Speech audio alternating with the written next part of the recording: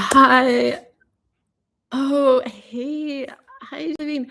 I figured that folks might already know about Bisa Butler, but I'm just learning about her, so I thought I would share.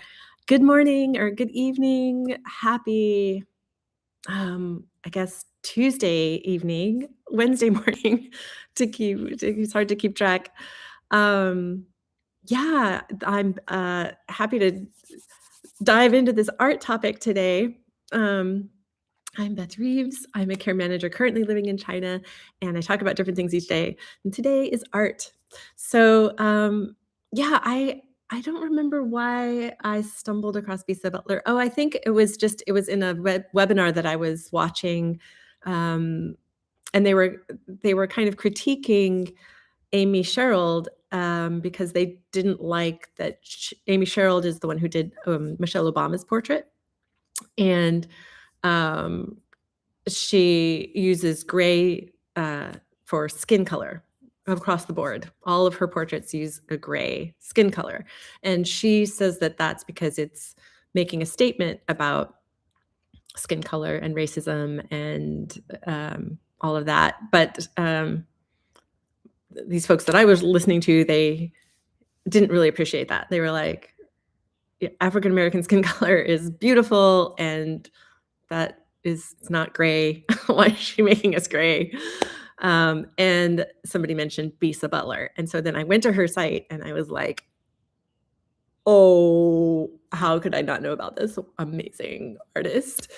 So yeah, I'm not surprised that y'all know her already.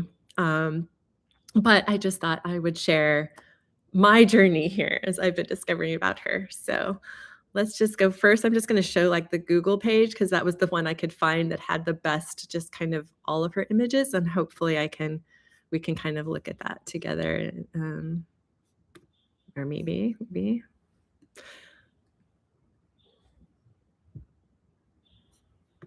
Yeah, there we go. And then, oh, look at these images. They're just crazy. So beautiful. So if you are not familiar with Bisa Butler, she's a fabric artist. So these are all quilts.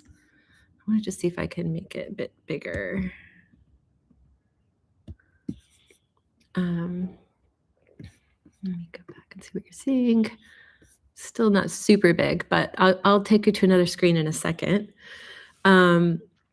So these are all quilts, and she uses fabric that is, often it's like African fabric, or it's like from her family. Like the first portrait that she did of her grandmother was from some of her grandmother's fabrics. So the fabric pieces, are like historical and have meaning themselves, and then she puts them into the portrait. And one of the things that I really liked, let me just see, hold on a second. Let me see if I can make this bigger or find it better.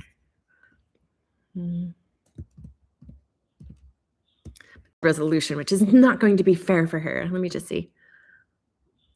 Yeah, let's see. Now let me scroll down.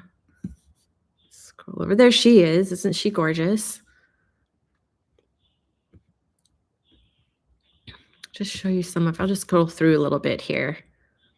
You can see some of the different images. Her use of color, oh my goodness, and pattern. No, go away. What is this band? Are you seeing the band? Yes. Where are you on there? It's annoying. Oh, maybe if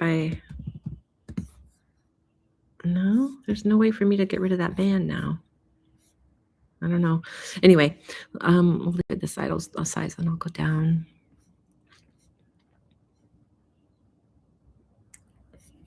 Look at these. You guys are still seeing it, just making sure. Look at that one with the like fans in the background. I mean, oh my goodness. They're just so incredible, so beautiful. So one of the things I saw her say in an interview was that she likes to do portraits, and when she is crafting them, she's trying to show, like, the whole person, right? So it's, the personality and what they're thinking or, just whatever traits she knows they have or imagines that they would have, um, through through the color and the fabric that she uses. But most of these, the ones I've seen anyway, it's an actual picture, um, and she's keeps everything the same. She's not moving the people in the picture at all, um, and she's just recreating the picture with her fabric. This one is so amazing.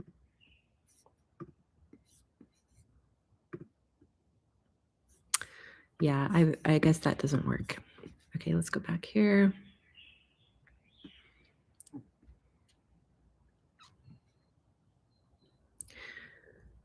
I'm just so grateful for art, you know, and artists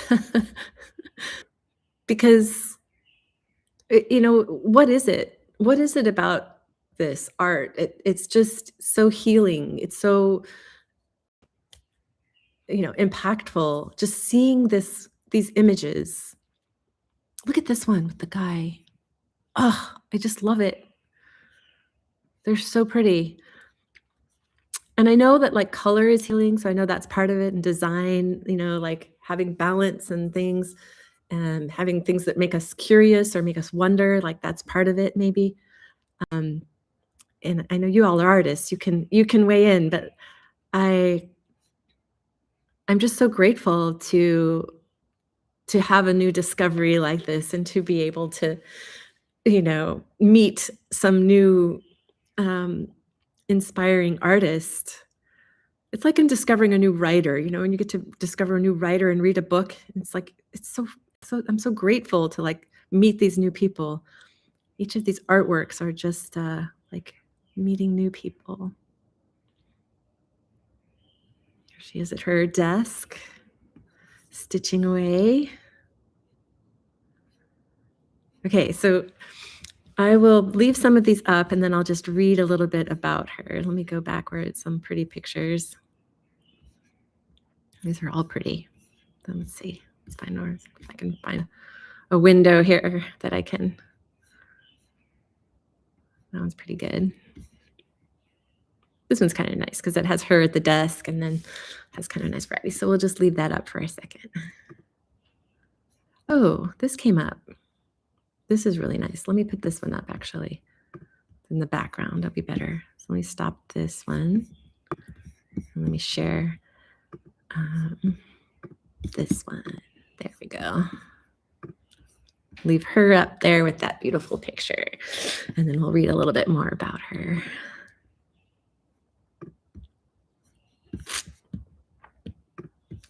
So she's still alive, of course. She's a modern artist. She was born in, I think, 73. Yeah, she was born in 1973 in New Jersey. And she uses quilting instead of paint. She did paint first. That was her first medium. But then she discovered materials and she started to work with the fabrics. So her work blends portraiture, history, and storytelling through textiles. And her fabrics act like brushstrokes of color and texture, often incorporating African prints, vintage fabrics, and symbolic patterns. So she likes to celebrate everyday people, not just famous figures. She wants to restore visibility to people who were overlooked in historical photography. And so a lot of Black identity and history in America is a focus of hers. Her process is that she will start with a historical photograph or a personal image, and then design the composition digitally or through drawing, and then build the portrait by layering hundreds of pieces of fabric. She has been exhibited in the Smithsonian Institute and the Art Institute of Chicago. Just make sure you guys are still seeing things. Okay. And she often has they're larger than life pieces, and so, bold colors, obviously, purples, oranges, electric blues, and there's a lot of rhythm and movement, almost musicality to her pieces. So, says Bisa Butler reminds us that fabric carries memory. Every pattern, every stitch, and every color is part of a story. So I love that. She really goes deep into it. And I wanted to see if I can find the one of her grandmother because I loved that story.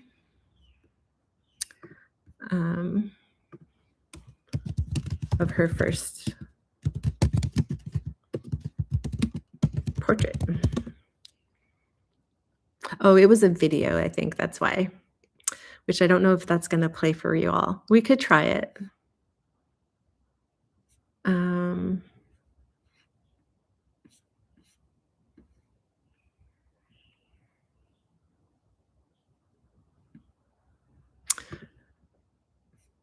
Let's see. I'll give it a try here. Hey, Bloom. Good evening. Thank you for making it at this new time here. All right, let's see if this will work. It's a YouTube on a YouTube. Does that work? I'm skeptical that this is gonna work. Okay, well, if I lose y'all, it's okay. We'll give it a try here. Okay, it's there. Portraits are important to me because they are the recording of who we are, who we really are. Portraits are important to me because I'm trying to put more than just this person has black hair and dark brown skin. I'm trying to show visually what they might be like. Are they fun-loving? Are they kind? Oh, is this person mischievous? Is this person more somber? I'm trying to give you a peek inside the whole story of that person.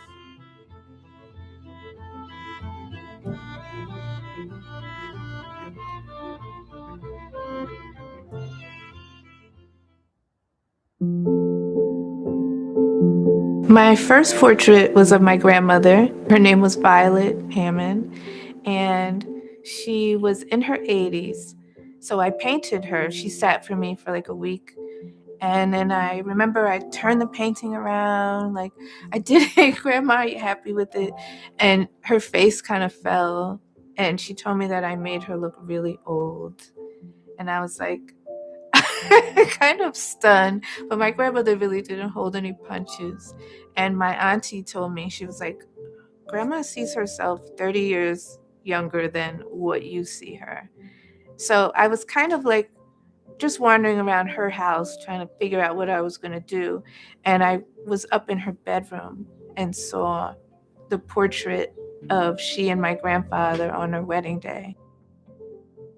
And I thought, okay, at least I know she likes this photo. I'm going to create this. So I'm using her fabrics to create this image of her. And I was having so much fun describing her through the fabric, her name being Violet. And I found black fabric with purple flowers on it. I'm like, yes, this is perfect. A lot of her fabric was from the 70s. So I had a lot of African fabric and a lot of really interesting, funky textures. And with that, I created this portrait that I felt told a story about my grandmother. Where was she from? What was her name? What was her temperament? It was after that portrait that I realized I was tapping into something really special, something that just clicked with me.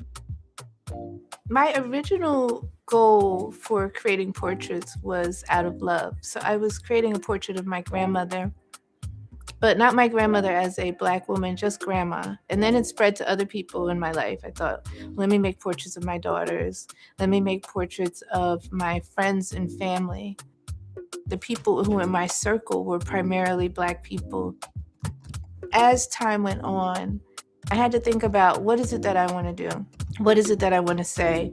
And I feel more comfortable creating portraits of people who are reminding me of people who were in my life. So all my portraits now are sort of like this extended family. And because those portraits were in the National Archives, a lot of them were taken just as documents. They're not taken to say, like, this is a beautiful portrait of somebody. No names were given. And as a matter of fact, they don't say Black school teacher, it'll say Negro school teacher. So I thought about all these photos of these beautiful people with no names, and the title just being where they were or what they were doing. And I think about them like family members.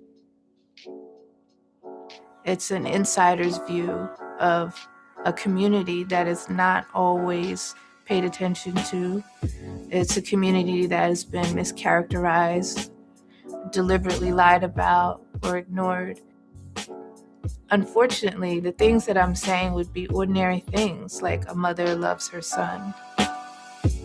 But if everything that you see on TV tells you that Black women are the angry Black women, and they're not loving or sensitive or kind or delicate or mischievous, all of these nuances that are part of the human experience, I'm trying to counteract all of that nonsense to show like that this is a person with just as many quirks and nuances as you. My work highlights the Black experience because it's a recording of what life is like for me as a Black woman and the way I see things.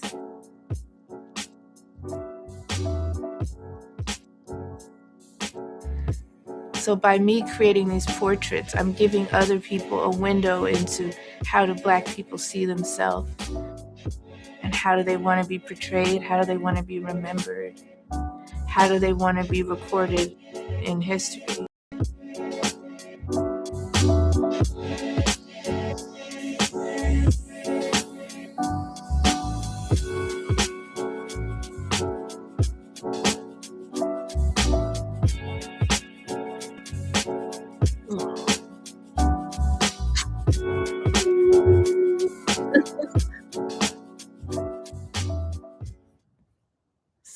So cool. Oh my goodness. So yeah, that was something that has inspired me this week. And I'm so grateful for that. I'm so grateful for all of the creations, all of the artists. I'm grateful for you guys, you all. We need art. We need that not only as to create ourselves, for the artistic process, but we need each other's art. Yeah. So it says, she's wonderful. It's wonderful. She's an incredible artist. And Sylvain says, I'm excited to learn more about her. Oh, red is fabulous on me. Thank you. I don't know what's up with my hair, y'all. I think I'm going for the Andy Warhol hair right now. Look at this. I don't know. I don't know if it's the water or if it's a product I'm using, but that's why I'm I don't know. I'll need to wear a hat tomorrow, I think, for the rest of this week. Oh, but I know you'll love me anyway. It's okay. But, oh, thanks, Julie Bean. That was terrific. I'm glad that you enjoyed it. Yeah, I just love her use of color. Mr. Bloom, like, it reminded me a lot of your work too, Bloom. And Nagawa is also, like, she uses those bright, bold colors in her artwork. And, but I mean, gosh, the way that she uses them, the patterns and the everything together, it's incredible. So, and I just like that it has, that every piece has a story. Like, I like that there's all those layers to the meaning of the pictures. So, and Julie Bean says that I may also like Yinka Shonibari. Ooh, let me just look her up really quick. Yinka Shonibari. Yinka Shonibari. Shonibari. Ooh.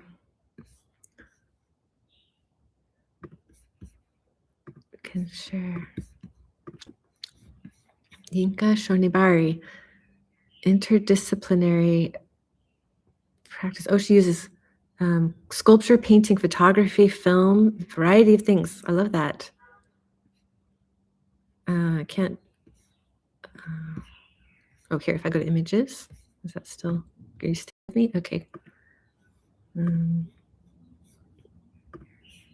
Oh, cool. They're like 3D pieces. Oh, wow. Look at this one. Yeah, that is super fun.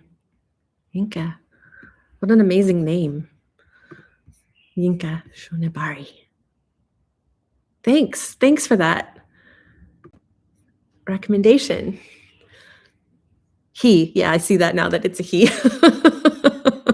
He's awesome. Sorry.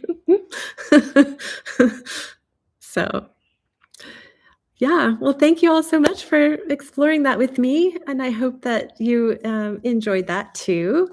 Yeah, this was just a little artist spotlight today.